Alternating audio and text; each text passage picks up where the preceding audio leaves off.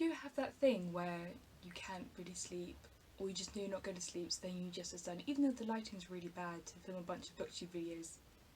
No, just me. Okay. Hi everyone, it's Jenny. Welcome back to my channel. This evening, I should say, I'm here to do a kind of reading reflections / reading stats video because, let's be honest, my best book so far this year was a long enough video as it is, so this is a separate, hopefully shorter video where I can just ramble about what I have learnt from doing Sophie from Portal Pages book spreadsheet. If you haven't looked at this, I will link it down below. It is the most comprehensive spreadsheet you could ever wish for to document all of your reading, and it's my favourite thing, and it's the first year that I've used it, so I've learned a lot more about my reading habits, or at least my reading habits this year. So as of the day I am filming this, which is the 21st of July, I have read 165 books, which sounds like a lot, but actually that's because just over half of those are audiobooks, and I listen to audiobooks all the damn time. Pretty much if I'm by myself doing anything, I'll listen to an audiobook. If I'm brushing my teeth, if I'm walking somewhere, if I'm getting ready in the morning, I listen to an audiobook. So that's something that's really changed because I didn't start reading audiobooks until November last year. I really thought I'd never find the time, or I wouldn't be able to get into them. I wouldn't love reading as much if it was an audiobook, and now I'm completely converted and I love them and I'm obsessed with audiobooks. It's one of my favourite ways to listen, to read books now. I am still very much like a physical book reader. I don't have an e-reader or a Kindle or anything like that, but I love audiobooks and I'm a huge advocate that they are 100% reading. I read 150 books in total last year, so I'm already beating that, and my current Goodreads aim is to read 200 books. So I'm well ahead of that goal, definitely going to reach that, but I've decided to not increase it anymore because sometimes I've noticed I will pick shorter books just so I can get closer to my goal. I mean, I think it was 24 books were under 100 pages I've read this year, and my average is like 300 and something, but it's not, I haven't read that many really long books. That's definitely another reason why I have read so many books this year. My average rating is 3.9 stars, which is great. Very happy with that. Definitely read more 5-star books than I realised. I've read 34 5-star books so far this year, so that's really cool, but also I think some of them at the end of the year might downgrade because I wonder if after having had a bit of time away from them, if I'll still think of them as fondly. I'm not sure.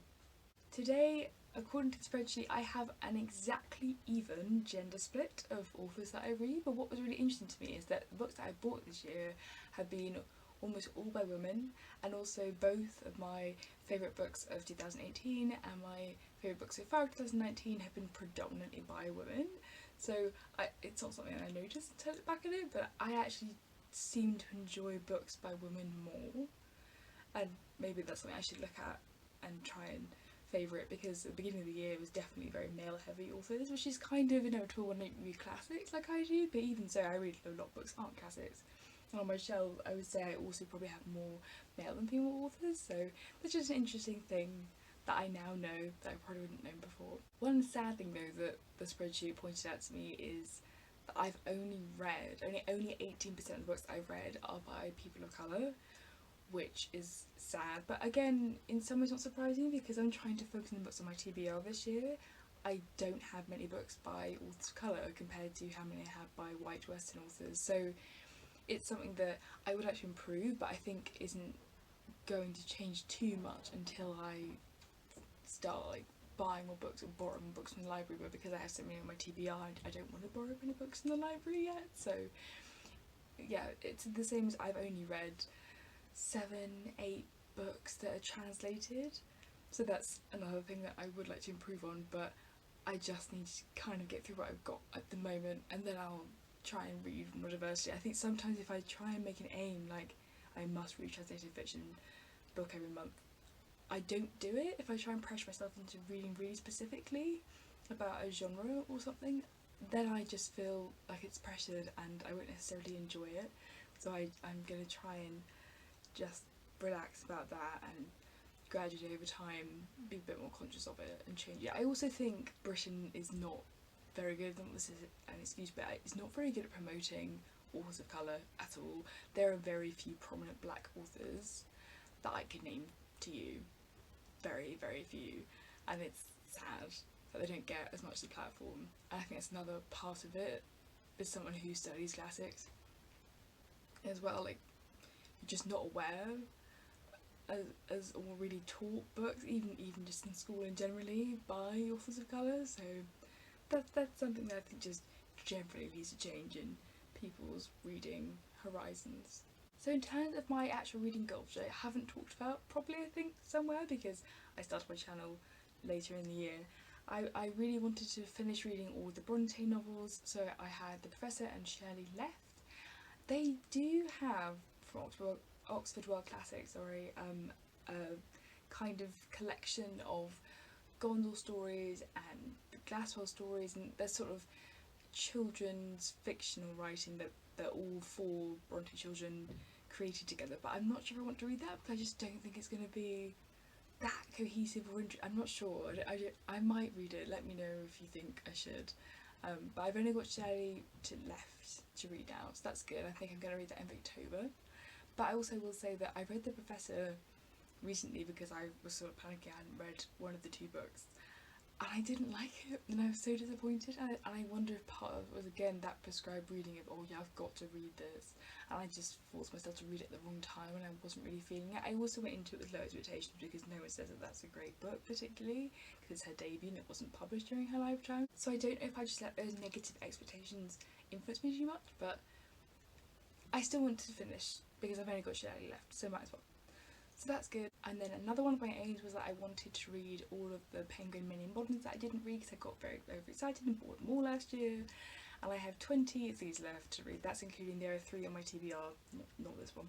And I like them because they are very varied in their authorship. Some are translated, some are short stories, some poetry, some are essays. So I like that a lot because it doesn't feel as restrictive as saying just read the Brontes, even though, you know, generally I'm happy with that because I love the Brontes, but still. And I think 20 is fine. That's 3 or 4 a month. If I read the 3 of my TBR, then I'll have 17 left, and then that'll be fine. So that's going well. This is another reason why I have read so many books, because I've read quite a few of these this year. So that's an easy, really easy way to take them off, because these are 50 to 55 pages, I'd say, each. So I've been cheating a bit there. I would say though the most important aim I've had this year is to not buy more than 50 books, because I bought far too many last year, to the point that I've bought another bookcase and I really cannot fit any more in. So I've done well.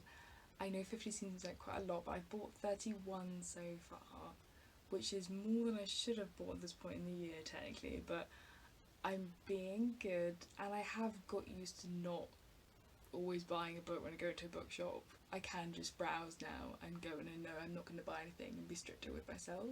And I have actually quite enjoyed thinking more about a book and wondering, am I actually going to read this soon? Is there any point in buying this now?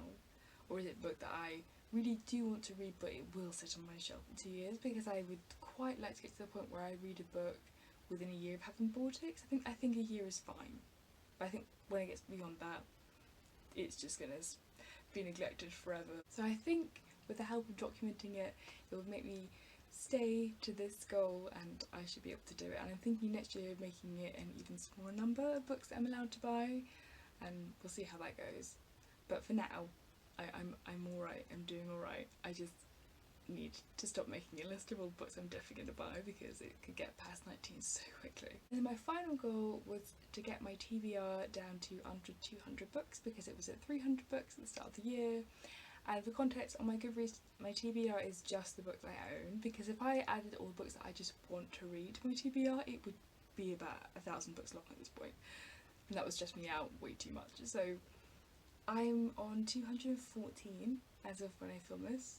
So I'm doing much better than I thought I would at this point, and I definitely, I'm sure, will read enough books to get underneath my 200 target. Even if I just said 199, I've made it. You know, I'm not being strict about this, but if I buy my 19 other books and no more than that, then I will be on, wait, look at my notes, I will be on 233 books. So I only have to read 4 more books to get to that goal, but obviously hopefully I'll read a lot more than that. One day I would really like to get my TBR down to 0, especially as, to be honest, there are lots of books on my shelves that are not on my TBR. I have so many plays that I haven't put on my TBR. I have big poetry anthologies that are not on my TBR. So yeah, it's not necessarily the most accurate TBR, but I don't think I'm really going to read all of my plays. Some of them are just there because I studied them or I was in them or whatever, because I used to study drama, so I like to keep them. I like having a collection of plays, but I probably won't read them because sometimes plays are not fun to read and I don't want to read something for the sake of it. I think it will take about another 2 years, I'm hoping, or 2.5 years to get my TBR down to 0. If I keep my book buying to a small number, I think I can do it. Especially because I would like to use my library more, but I get very stressed when I go to the library because then I always go for one book specifically, and I always get about 5 out, and then I just panic because I think, oh, but I've got such a big TBR of books I want to read that I already own. Why am I doing this to myself? So then I have a really long book list of library books I want to borrow. And it's getting out of control, all of these lists of like all the different wish lists I have on my Waterstones account of the books that I want. I have 6 different lists on Waterstones. Yeah, and then I have a whole library list, so I want to get through this lot of books first before I start using the library properly. Anyway, that was predictably rambling, and I'm sure once again much longer than I intended it to be. But in terms of the rest of the year, I just want to read books that I genuinely think I'll enjoy and not books that I think I should read, like I talked about in my video that I'll link down below about bad reading habits that I have that I want to break. And I think especially because I've read some books recently, some classics that I feel like I should like Leaves of Grass by Walt Whitman. That's such a classic, but I hated it. And I didn't get anything out of that book, but I feel like that makes me stupid. But it doesn't, I just didn't like it. That's okay, I'm allowed to not like it. Also accept the fact that I cannot in any way, shape or form read another 148 books, which is how many I've read by the halfway point of the year. There's no way I'm gonna read that many books again in the second half of the year. If I get to 200, that's great, and if I get there really soon, I'm not gonna change it. I already changed it actually. So yeah, I just want to not be so numbers focused necessarily, because it's good to have a goal, but 200 books is huge. I doubt I'll ever read that many again in a year. I really do. Anyway, I will stop rambling. I'm just the queen of rambles and waffle with you guys. But let me know how your reading goals are going, or your reading year in general. Are you achieving your goals? Are you behind? It's okay either way. Be kind to yourself and have a lovely day. And I'll see you soon for Bookish Shenanigans. Bye!